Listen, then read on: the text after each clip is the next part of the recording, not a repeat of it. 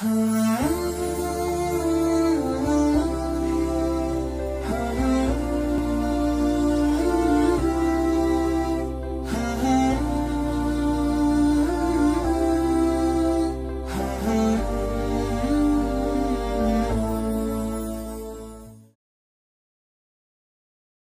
alaikum qadırman tele görücüler. Nazarыңыздарда Rayyan Tele Dolboru. Sizler менен birgelikte bugünkü berүүбүздө акыркы убакта ушул устаздардан, мугалимдерден, аттуу баштуулардан бир насаатка жана бир багытка муктаж болуп турган бир маселе туурасында сөз кылмакчыбыз. Андыктан бүгүнкү биздин коноктор менен тааныштырып кеткен болсок, оң жагымда Ысык Көл областынын казысы Алмаз ажы, андан кийин Аксуу районунун баш имам хатиби Асан Тура ажы, бул жакта Абдыразак ажы, Чолпон Ата шаарынын баш имам хатиби жана ошондой эле Кара Көл шаарынын имам хатиби Талант ажы. Кош келипсиздер. Баарыңыздарга Аллах таалам ыраазы болгон болсун. Аллах таалам илимиңиздерге береке берип, элибизге, жерибизге пайдалуу болгон болсун. Ислам дининде Аллах таалам ар бир буйрукту буйруганда, андан кийин кантип сыйлаш керек, же болбосо эмне кылыш керек деп сөзсүз түрдө бир буйрукту толуктап, пайгамбарыбыздын сөзү менен Алла таала өзүнүн буйруктарын толуктап келет. Ошолордун эң эле биринчиси Аллах таалам өзүнө шерик кылбоого буйруйт ар дайыма. Бирок ошол менен биргеликте эле эң биринчи адам баласы өзүнүн ата энесин сыйлаганга буйруйт да. Ошондуктан устаз сиздер менен биргеликте бүгүн ушул ата эне туурасында сөз кылайлы деп чечтик. Өзүңүздөр билгендей, андыктан айтсаңыз, негизи эле ислам дининде ата энени сыйлоо, урматтоо кандай деп көргөзүлгөн? Бисмиллахиррахманиррахим. Баардык мактоолор улуу Алла таалага болсун. Жана баардык салам салаваттар сүйүктүү пайгамбарыбызга, анын сахабаларына, үй бүлөсүнө болсун. Чындыгында ата энени сыйлоо исламда өтө жогору коюлган. Менимче баардык диндерде эле ата энени сыйлоо бул бар нерсе. Бирок ислам динибизде ата энени өтө кадырлап, урматтап, аны барктап, урматтоо өтө жогору деңгээлде коюлган. Куранда айтылгандай, ошол биринчи Аллага баш ийүү, пайгамбарга баш ийүү, ошондой эле ата энеге жакшылык кылуу, ушу бир аятта келгенден, демек бул ушул аяттын маанисинен биз ошо ата энеге канчалык тең даражада жакшылык кыларыбыз көрүнүп турат да. Анан бул ата эне деген жалгыз болот да. Эч кандай ата да жалгыз, эне да жалгыз да. Балким жетим болуп калып башка бирөө ата кылышы мүмкүн, же башка бирөө эне кылышы мүмкүн, бирок эч убакта өз ата энедей болбойт. Ошон үчүн кандай болсо бир алым айткандай, ошол бир адамдын, бир инсандын энеси өлүп бир дүнүйдөн өткөн турган болсо, ошо бул баягы бул дүйнөдөгү бейиш деген эне деген бейиштин эшиги жабылды дейт да. Сахабалардын доорунда бир сахабанын энеси каза болгондо ушунчалык ыйлайт да. Эми сахабалардын деңгээли менен бүгүнкү адамдардын деңгээли салыштырып болбойт. Чындыгында ошо сахабабыз көргөн, ошо замандаштары, анын сахабалар дагы бул эмне үчүн ыйлап атасың дегенде, ошо бул энесин бул дүйнөдөгү баягы эне деген бейиштин эшиги мен үчүн бүгүндөн баштап жабык деп жооп берген бир мындай эскертмелер бар да. Демек ошол ата энени сыйлоо, жобосо ата эне ыраазы болмойн, мына Кудай ыраазы болбойт деп бул кыргызда бир макалда айтып жүрүшөт, бирок чындыгында бул түпкүлүгү динден алынган да. Хадистен алынган. Ошон үчүн ата эне кандай болбосун, кээде баягы дин десе эле баягы намаз окуган атаны сыйлаш керек, же намаз окуган энени сыйлаш керек, башкасы андай эмес да. Баягы иманы барбы, жокпу, же башка динде болуп калчу болуп калат бүгүнкүндөчү. Ошон үчүн баягы кандай ата эне болбосун, ал башка динде болобу, же арак ичимдик жүргөн адам болобу, же турамас жолдо жүргөн, ошол кандай болсо дагы ошол ата сыйлоо ошол перзенттин милдети болуп эсептелет да. Аллах таалам ыраазы болгон болсун. Устаз Асан Тура ажы, сиз айтсаңыз, азыр эле айтып өткөндөй ислам дининде чоң мааниге ээ дедик. Ооба. Ошо менен биргеликте эле ата энени сыйлап, күнүмдүк жашообузда сыйлашыбыз керек, өзүңүзгө карашыбыз керек. Ушуга сиз толуктап дагы айтсаңыз. Мээримдүү жана ырайымдуу Аллахтын исми менен баштайм. Жараткан Аллах субханаху ва таала бизди ошол ыйман жолуна салып, ата эненин кадырын билген, ата-энени кантип сыйлаш керек, урматташ керек. Ата-энеге канчалык мамиле кылсак, бул дүйнөбүздө, акыретибизде жакшы болоорун биле турган инсандардан кылды. Эми ар бир ата-эне энебиз да, атабыз да ушул үмүт кылган, Кудайдан тилеп, Кудай берген кызына, баласына, ушул кызым, балам бир бактылуу болсо экен, бир турмушта бир ордун таап жашаса экен, элдин астында, Кудайдын астында бир жерди каратпаса экен, деги эле башка мындай бир жакшынакай ниеттер менен, үмүт менен жашайт. Кудай таала ошондой перзентти берсе, ушундай той берип кубанат. Ошого жакшынакай тарбия берет. Бул ар бир ата-эненин милдети албетте. Бирок бул жерде маселе ошол баланын же кыздын ата-энеге болгон мамиле кандай болуш керек өзү? Кандай ошону ардакташ керек, кандай сыйлаш керек? Ошонун билбегендиктен бүгүнкү күндө көпчүлүк аталарыбыз, энелерибиз аттиң деп ген учурлар жок эмес. Бузук иштерге барып, зордук, зомбулук, сойкулукка барып, ата-энени жер караткан күндөр жок эмес. Атүгүл өзүнүн жанын кыйгандар да жок эмес. Ушунчалык мээримин төгүп чоңойтуп койгон ата-энени өзү чоңоюп алгандан кийин карылык үйгө тапшырып кеткендер жок эмес. Ата-энесин ыйлаткан балдар жок эмес. Өзү эмесин сабактарын жакшы окубай, мектепке мугалимдердин астында жерин караткан учурлар жок эмес. Деп айтып отурсак, көп ушундай көйгөйлөр бар. Мунун себеби эмнеден болуп келип чыгып атат десе, ошол балдарыбыздын, кыздарыбыздын өзү Кудайдын астындагы милдети, анан ата-энеге болгон жоопкерчилигин, милдетин билбегендиктен ушул ишке барып атат. Эгер ошону билген деле, анда алар балдарыбыз андай ишти кылбайт эле. Бул эми кандай болуп ошол ордун, ата-эненин ордуна коюп алат десе, эгер ошол балабыз, кыздарыбыз исламдан илим алып, иман жолуна түшүп, ата-эненин орду каякта, өзүнүн милдети каякта экенин билип алган болсо, анан ошол акыйкат пикирин, өз ордун билип, акыларын, укуларын ордуна коюп алган болсо, бул маселе чечиле турган маселе. Ансыз эгер ушул абалда кете берсек, дагы Кудай өзү сактасын, ата-энени такыр капа кылып коебуз. Эгерде биздин жаштарыбыз ушул жаатта илим алып, ушул жаатта мындай руханий байлык албаган болсо, ата-энени өз ордуна коюу кыйын. Кыйын. Аллах таала ыраазы болсун, устаз. Устаз, сиз айтып кетсеңиз. Биз азыр устаз кебирки көйгөйлөргө токтолуп кетти. Устаз ислам дининде кебирки ордулардан токтолду. Ушуга дагы толуктап айтсаңыз, сиз негизи эле ата-энени сыйлаганыбызда биз ата жана эне бул бейиштин ачкычы, эненин таманынын астында деп динибизде дайым эле айтылып, пайгамбарыбыздын хадиси, аяттарда айтылып келет да. Ошон үчүн бүгүнкү күндө жаштарга дагы көбүрөөк эскертүү болуш үчүн толуктасаңыз. Элхамдулиллахи вахдаху, ассалату аля мен ла набия ба'даху, амма ба'д. Ассаламу алейкум ва рахматуллахи ва баракату. Амма ба'д. Урматтуу мусулмандар, баарыбызга Алла таала бактылуу жашасын. Менин кулдарым эки түбөлүктүү жашоодо дагы жүзү жарык болуп, бейиши болсун деп бизге чексиз мээримдүүлүгүн төгүп Куран Керимди жиберди. Бизге китеп жиберди. Биз Алла тааланын Кураны менен жашашыбыз керек. Кудайга кул кылып жаратып койгонуга чексиз ыраазычылыкты билдиришибиз керек. Мухаммед саллаллаху алейхи ва салламга үммөт кылып койгонуга чексиз шүгүрлөрдү, ыраазычылыктарды билдиришибиз керек. Канчалаган пайгамбарлар Мухаммедтин үммөтү болсок эле деп арзуу кылып татык жашоо, аларга Алла таала буйрубады. Сиз менен бизге Мухаммед саллаллаху алейхи ва салламга үммөт кылып койгонуга Алла таалага терең ыраазычылыкты билдирип, пайгамбарыбыздын артыкчылыгы дүйнө жүзүндө эч кандай бир адамды теңдеш кылып болбойт. Эч кимге берилбеген пайгамбарыбыз саллаллаху алейхи ва салламга билим берилди. Эч кимге, периштелерге дагы жакын башка пайгамбарларга берилбеген дагы сыпаттарды Алла таала берди. Ошон үчүн бир туугандар, биз бактылуубуз.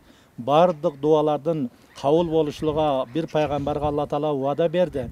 Пайгамбарыбыз үммөтүм намаз деп биздин камыбызды көрүп, ушундай жакшы жыргал жашоого бардык шарттарды түзүп бергенден кийин Алла таала Куран Керимде ким Аллага баш ийсе, Muhammed sallallahu aleyhi ve sellem'ge baş iyese anın baş iyişligi bekir dep aytıp жатат bir tuğandar. Kim Allah'a baş iyise, Muhammed sallallahu aleyhi ve sellem'ge baş iyise, atenesiga baş iyese munun dağı baş iyişligi bekir dep жатат bir tuğandar.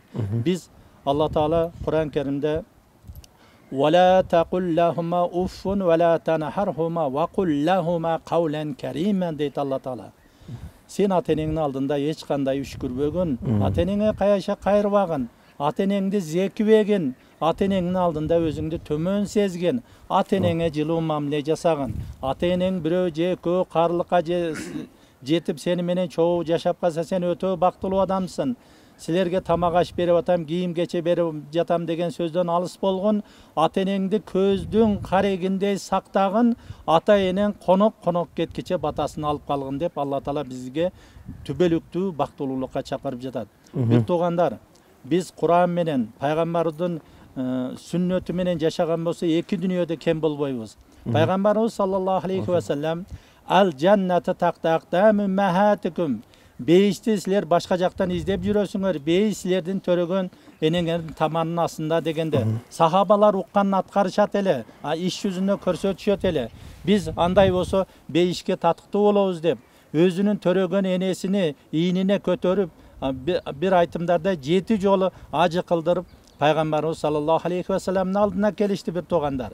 Siz бейиш энелердин таманынын астында деп айттыңыз. Biz beyişke tatkıtlı bolduk mu dep suraganda Peygamberimiz sallallahu aleyhi ve sellem jılmayıp durup emne jumuş jasadыңар degende törөгөн энебизди ак сүтүн актайбыз деп 7 жолу Меккеге ажыга энебизге көтөрүп барып ажы кылдырып келдик деп айтканда Пайгамбарыбыз саллаллаху алейхи ve sellem jılmayıp durup bir таттуу уйкусунан ойгонуп bir эмизгенчалык жумушту аткарган жоксуңар деп айткан бир туугандар. Atenenin mildetini atkarуу mümkün emes. Atene tügönböy turgan baylık. Oşa atenenin көздүн карегиндей сактап, bizge bul dünyada Allah Teala emne sebepten jiberdi. Vattaquni ya ulil albab. Allah Teala Kudaydan korkula ey akıl eleri deydi Kur'an-ı Kerim'de. Siz akıldı berdi, oy jugurtu berdi. Atene bir közürmen yaşaoda tübölük bizdi bergen jok atenebizdi. Bardığыбыз konokpuz. Oşon üçün tiriu kezibizde Atenebizдің көзден қарегіндей сыйлап, батасын алып қалбасақ, тиги дүниеде Құдайдың алдыға барғанда өкүнүш эч кимге пайда бербейді. Ошондуктан жаштарыбыз, бир туугандар, атенеңиздер жаныңыздарда турганда ушул убактыны бөлүш керек атенеге. Убактыны бөлүп, ушулардын кызматын өтөп калбасак, эртең өкүнүч эч кимге пайда бербейт бир туугандар. Демек, устаз, бүгүнкү күндө кимде ким атенеси тирүү болуп, анын ал атенесinin жанында болгон болсо, сөзсүз түрдө ал ушул мүмкүнчүлүктү туура пайдаланып калыш керек экен. Бул жерде бир нерсеге толуктап кетейин дедим. Бизде көбүнчө устаз ата-эне жөнүндө сөз болгондо бизде мындай сөз болуп калат эмеспи? Ата-энем мени менен турат же мени менен жашайт деген сөздү айтып калабыз го. Бирок менин оюмча ушул сөз негизинен туура эмес деп ойлойм да. Тетирисинче биз ата-энебиз менен турган болуп айтылыш керек. Ошол сизге же мен үчүн аталган үй болсо дагы, эгерде ата-энем ошол жерде турган болсо, ошол үй дагы меники дагы ата-энемдики болгондуктан айтылганда дагы адептен мен ата-энем менен турам деп айтылыш керек деп ойлойм да. Ошон үчүн устаз, талант устаз, сиз ушул сөзгө улассаңыз, өзү деги эле ислам дининдеги ата-энени сыйлоо, кадырлоо барктоо ушундай жогорку деңгээлде. Бирок бүгүнкү күнгө салыштырып көрсөңүз, Kur'an'da aytılgan, hadiste aytılgan üstünde çok neresi, bırak bugünkü avalga toxtalsanız. Bismillahirrahmanirrahim. Elhamdülillah ve salatu ve selamu ala aşrafil mursalin seyyidina Muhammed ve ala alihi ve ashabihi ecma'in amma ba'd. Assalamu alaikum ve rahmetullahi ve barakatuh. Eң биринчиден бүткүл аламды жараткан Аллах Таалага мактоолор, сүйүктүү пайгамбарыбыз Мухаммад алейхиссаламга салават жана дуалар. Чындыгында ата-эне жөнүндө сүйлөш бүгүнкү күндө мына биздин Скөлдөн дагы чоң болгон нерсени сүйлөгөндө сезиш керек ар бир инсан. Себеби ата-эне бул орду толгус нерсе. Жараткан Аллах Таала Кур'анда "Estağfirullah ve qada rabbuka alla ta'budu illa iyyahu ve bil validayni ihsana." Жараткан Аллах Таала бир гана өзүнө сыйынышты буйрат, дагы ата-энеңиздерге жакшылык кылышты буйрат. Аллах Таала Кур'анда канча аяттарды келтирген болсо, "Ва бил валидайни ихсана" деген аяттарды көп келтирет. Ата-энеңерге жакшылык кылгыла депчи. Бирок эмне себептен Аллах Таала Кур'анда ата-энелерди балдарыңарды жакшы көргүлө деп айтпайт. Себеби мына ошол балдарга болгон сүйүүсүн Аллах Таала ата-эненин көкүрөгүнө табий нерсе бул салып койгон фитра нерсеси. Дүйнөдө бир дагы ата-энени балким айта албайбыз. Баласы туура эмес нерсе кылып койсо, же болбосо келини менен бир урушуп талашып калган болсо, эки кудагы сүйлөшө турган болсо, эч качан бир келине тарта турган же күйөө баласынан тарта турган акыбалдар болсо дагы өтө аз. Ар бир ата-эне өзүнүн баласын коргоонго аракет кылат экен. Табигый нерсе экен да. Ошол себептен бул ата-эне өтө улук нерсе. Пайгамбар алейхиссалам өтө бир мыкты хадис айткан: ата-эне жесең бейишиң, жесең тозогуң деп. Ошол себептен бул ата-энеге кызмат кылуу бул динибиздин эң чоң ибадаттардын бири. Жада калса жихадтан дагы чоң боло турган ибадаттардын бири. Пайгамбар алейхиссаламга бир адам келип, "Я Расулуллах, жихадка барышка уруксат бер" дегенде, ата-энең барбы дейт. Бар десе, ошол ата-энеңе кызмат кылганың бул сенин жихадың дейт. Демек ошол жихадтан дагы улуу болгон ибадат бул ата-энеге жакшылык кылуу экен. Демек, устаз Алла разы болсун, бул дагы парыздыгы ушунчалык Жогору даражада. Эми жанагыга токтолуп кетсеңиз, бүгүнкү күндө коомчулукта ата-энени сыйлоо, урматтоо канчалык даражада, кандай болуп жатат? Чындыгында бүгүнкү күндөгү жашообуздагы болуп аткан проблемалар, бүгүнкү күндө жаштардын мындай бир ийгиликке жетишпегендиги, бүгүнкү күндө жашообуздагы ырыскынын тардыгы, же болбосо кээ бир жерлерде баягы жандын жабай коюшу, же болбосо бир жерлерде ушул кардын өтө көп жаашы, бул чындыгында териштирип көрө турган болсок, мына ушул ата-энеге болгон сый урматтын жоктугунан бүгүнкү күндө ушундай ар кандай нерселерди Аллах Таала бизге берип атат да. Ошол себептен ата-энеге кызмат кылуу чындыгында биздин коомчулукта жашообузга карап көрсөк бир жокко эсе болгондой болуп баратат да. Суздарып барышат. Себеби жөнөкөй мисалы мына ушул биздин шаарыбызда же болбосо борборубузда караган жөнөкөй эле бу маршрутканы карай турган болсок, ата-энелер келе турган болсо, кээ бир жаштарыбыздын телефондорду чукуп, же болбосо наушниктерди кулагына салып алып, аны көрмөксөнгө салышат да. Же болбосо жөнөкөй эле мисал баягы очередке тура турган болсо, ошол ата-энелерди бир астыга жылдырып коелу деген нерсе бүгүнкү күндө адамдын өзүнүн жек башын эле улуулугун сыйлап алдыга жылдырып коюу бүгүнкү күндө бул мындай бир сейрек кезде ташыган нерсе болуп атат да. Ошол себептен Пайгамбар алейхисаламдын күйөө баласына Али разияллаху анхуга бир адам келет дагы: "Я Али, мен өзүмдүн рызкымдын ушунчалык таарлашып атканын сезип жатам" дегенде, Али разияллаху анху: "Сен эмне баамдаттан кийин уктап атасың" деди. "Жок" деди. "Сен сынык тарак менен чачыңды тарап атасың" деди. "Жок" деди. "Улуулар турган жерде сүйлөп атасың" дегенде, "Жок" деди. "Андай эмесе сен ата-энеңе дуа кылбай атасың" дегенде, "Ооба, мен ата-энеме дуа кылбай атам" деп айткан экен да. Демек ошол рызкыбыздын тар болуп калышы дагы бул ата-энебизге дуа кылышты токтотуп койгондуктан. Мына ушул нерсе. Демек бул жерде сиз жакшы нерсеге токтолуп кеттиңиз. Ар бир адам өз жашоосуна бир көз салып көрсүн. Кандай жашап жатат, кандай болуп жатат, ошого карап ата-энесине болгон мамилесине мындай өзү бир тыянак чыгарса болот. Туура. Аллах Таалам разы болсун. Устаз, сиз эмне деп айтат элеңиз? Жакынкы күндө деле ушундай кээ бирде ушундай окуялардан болуп жатпайбы азыр? Өзүнүн ата-энесине карлар үйүнө таштап койгон же ур тукмак алып ушундай жаман абалдар болуп жатат да. Ооба, акыркы мезгилдерде интернет барактарын карай турган болсок, мына жакында эле бир кыргыз эле жараны өзүнүн 80 жаштагы энесин уур токмок алып, ушундай адамдын үйүрү кача турган, зээни кээ турган бир окуя болду.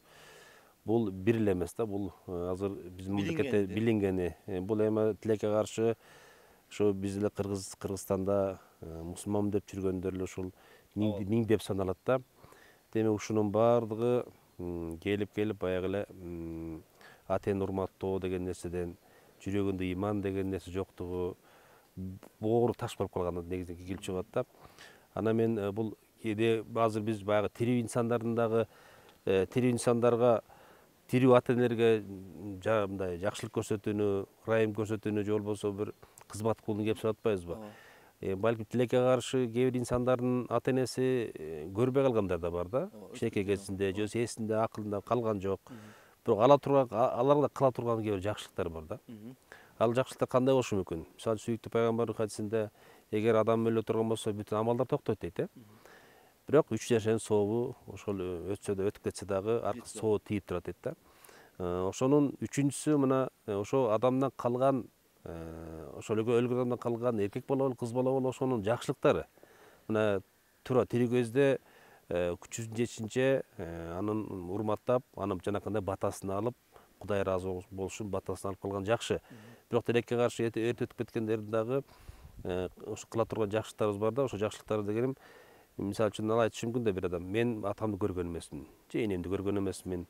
Бүгүн ушу менин жашоом, ата энем тирүү болуп ушу жашоомду көргөндө мен ага сый урмат көрсөтөт элем, жанакындай тамандан өбөт элем деген сыяктуу жанакындай исламдагы айтылган хадис аяттардын баарын аткарам деген ниетте болушу мүмкүн да. Бирок ата энеси жок тилекке каршы. Бирок ошондой болсо дагы, ошол ата энеси өтүп кетсе дагы, ошондо калган эркек бала кыз бала ыйманды утпайбы. Ошонун окуган намазы дагы, туткан орозосу дагы, бай болуп берген зекети садакасынын баардыгын эч кандай ошол өзү канча сооптоп отурган болсо ошол соонду ата энесине тийип турган. Демек, мусулманчылыкта бир гана тирүү кезде эмес, ата энеси өтүп кеткенден кийин дагы кыла турган жакшылыктарыбыз бар экен да. Мына ушул. Устоз, Алла разы болсун. Эми азыр ушул орозо айында дагы кандай мүмкүнчүлүк бар? Кимде ким ушундай ата энесин эгерде тирүү болгон болсо сыйлайын, урматтайын, кадыр-баракына жетейин, бир чоң соопко ээ болоюн деген болсо, жана ошондой эле өтүп кеткен болсо дагы кандай мүмкүнчүлүктөр бар орозодо? Эми эгер өтүп кете турган болсо, албетте өтүп кеткен ата энени бир гана ыйык Рамазанда баардык ибадаттардын сообу артык. Куран окусак дагы ар бир тамга сооп жазат эмеспи? Ошондуктан өтүп кеткен ата энелерибиз боло турган болсо, аларга дагы көбүрөөк дуа кылып, анан көбүрөөк Куран окуш керек да. Нерсеге башка нерсе жок. Кыргызча айткан го, өлгөн кишиге Курандан башка эч нерсе жок депчи. Демек ошол экен. Ал эми эгер андайды кылбай жүргөн турган болсо, орозо мына бардык жерде айтылат, бул кечиримдүүлүктүн айы деп. Демек ибадаттын айы дегенден бул кандайдыр бир урушкан адамдарга бир адам ортомчу болсо дагы бири-биринин күнөөлөрүндө каталарын кечиришет да, бир себепчи болот да. Бул орозо ошол мусулмандарга бир себепчи болуп эсептелет да. Демек ошондой айтканда повод болот да, мындай. Ошол орозонун айы менен шылтоолоп, ошол арзашып жүрсө, ошол Рамазан ушундай экен, Алла Таала ушундай буйруптур деген бир нерселер менен дагы ошол нерсени жолго салып, ата энесинен кечирим сурай турган болсо, албетте ал адам албетте ал жерде наразы болуп жүргөн ата дагы, эне дагы жок дебейт да. Андан кийин албетте Алла Таала дагы ошол кылган күнөөнүн кечиришине себеп болот Рамазан айында. Алла разы болсун. Устаз, айтсаңыз, биз ата энеге жакшылык кылуу дегенде устаз жакшы нерсени айтып кетти. Намаз окуган болсок, дуа кылган болсок, ушундай жакшы нерсе депчи. Бирок кээ бирки убакта жанагы андан да тереңирээк ой жүгүртүп көрө турган болсок, ошол баланын түз жүргөндүгү, туура жүргөндүгү, элдин акысын жебегендиги, Кудайдын айткандыгын кылгандыгы, арам адалды ажырата билгендиги, ошого амал кылгандыгы дагы өз негизи сиз айткандай жанагындай сообу ата энеге жетет да. Ошон үчүн ушул нерсеге дагы токтолсоңуз, бир эле ушундай ибадат нерселерге эле чектелбейт да. Ата энеге баланын башка кылган амалдары, жүрүм-туруму дагы ата энеге жетет да. Бул маселеге биз эмне деп айткыбыз келет десе, ислам эмне дейт? Жараткан Алла Таала эмне дейт? Ушу тууралуу айтып токтолуп кетким келет да. Ооба, жогоруда жакшынакай сөздөр, жакшы багыттар айтылып кетти.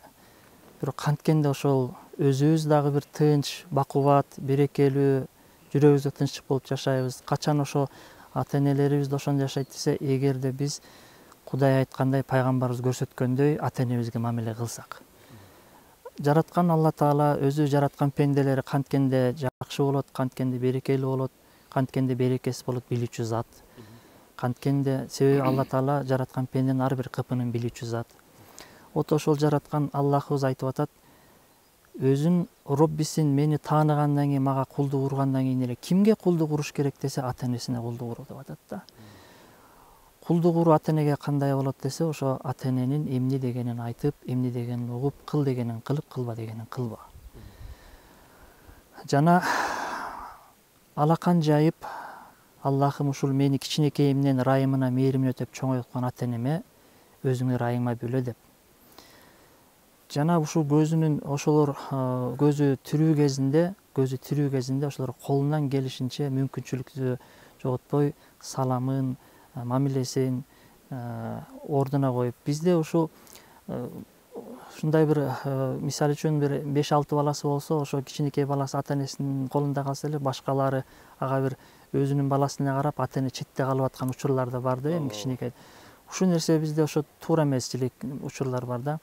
Ал ата эне кичинекей кичүү инисинде калабы, жок, баардык балдары барып ошо ата энесинин кабарын алып, эки жагын карап, кем-кечиктерин ордуна коюп, дуа кылып, анан алардын батасын алса, анан өзүнө дагы тынчтык, ата энесине дагы бир береке. Жана буга эмне Кудай Таала убада кылып атат? Бул эгер пенде ушундай жакшынакай ата энесине жакшылык кылса, Кудай Таала буга эмнени убада кылып атат десе, бейишти убада кылып атат. Пайгамбар саллаллаху алейхи вассалам айтып атат, бейиш эненин таманын алдында деди да. Дагы бир ошол ар бир үйдө бейишке бара турган бир жол бар, ал ата энеге кызмат кылып калуу дейт. Мына эгер ошондой бир таалим тарбия болуп калса, келечек муундарыбызга ошолорго бир туура бир маалымат ушу исламдан берилип калган болсо, албетте балдар ошону туура кабыл алат.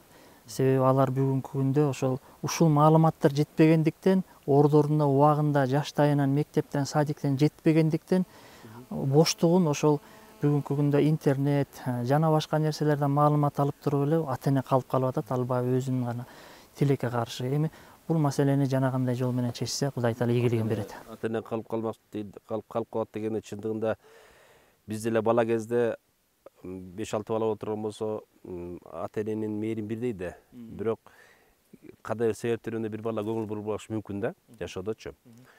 Ошол сыяктуу эле тескеринче ата эне каарып калган мезгилде балдарын дагы кээ бирлери көңүл бурбай калат экен да. Бул эми жашоо, тиричилик дегенде тиричилик алек болуп. Бирок ал ата энеси жаман көрбөйт, кадимки эле ай сайын же болбосо жума сайын барып ал акыбалын сурап турат. Бирок бул кээде карыган ата эне үчүн мындай айтканда жетишсиз болуп калат экен да. Өтө жетишсиз болуп калат. Ошон үчүн баягы тилекке каршы андай кылбаганда да көп жана айтып өтпөдүкпү. Мисалы үчүн жаш кезде ата эне өзүнүн каражатын өзү багалат. Өзү тамагын жасап, кийимин кийип, акча табышы мүмкүн. Бирок тилекке каршы каарылык деген айтып келбейт да. Жашоодо айтып келбейт. Каарылык менен кошо деген толтур деген оорулар келет экен, ден соолук кетет экен. Ошондой мезгилде көбүрөөк мындай балдардын көңүл бурушу өтө зарыл экен да. Анан бул Куранда ошондой баягы ооруп калган мезгилде эми баягы атайлап кээ түшүнбөгөндөргө атайлап кылып аткандай көрүнөтпү? Ата энеси атайын ошондой амал көрсөткөндөй сезилет, бирок чындыгында ал андай эмес да. Оор айтып келбейт. Анан ошондой болгон мезгилде ата энелерге жакшы мамиледе болуш керек. Анан жана Куранда өзгөчө ата энегер каарып калган мезгилде жакшы мамиледе болуу керек да. Жанакы баягы отура берчи, жата берчи, эмне ишиң бар, кечке айта бересиңби деп, мен 50-ге чыктым, 60-га чыктым, эмне үйрөтөсүң деген сыяктуу сөз айтпастан, ошо кандай көп сүйлөп калышы мүмкүн, көбүрөөк ооруп калышы мүмкүн, жатып калышы мүмкүн, кандай болсо дагы бир жакшы мамиледе болуп ала көңүл бурушубуз керек экен да. Кетте калды. Аллах таалам ыраазы болгон болсун. Барыңыздардан жакшы сөздөрдү айттыңыздар. Мен оюмча ойлойм, ушул бизди көргөн телекөрүүчүлөр өздөрүнө керек жана зарыл болгон аз болсо дагы маалыматты жеткиздик да. Аллах таала эми ушул биз сиздер айткан аят хадистерге, осаят насаатыңыздарга Аллах таалам береке берип, биздин жаштарыбыз ушул сөздөрдөн таасир алып, ата энелерибизди сыйлап, урматтап, ордуна коюп, эки дүйнөдө бир мындай бактылуулукка жеткенге Аллах таалам насип кылган болсун. Урматтуу телекөрүүчүлөр, биз ата эне жөнүндө сөз кылдык. Ушундай орозо айында дагы Аллах таалам бизге ата энебизге сыйлап, ата энеге жакшылык кылууга кандай бир чоң мүмкүнчүлүктөрдү түзүп берет.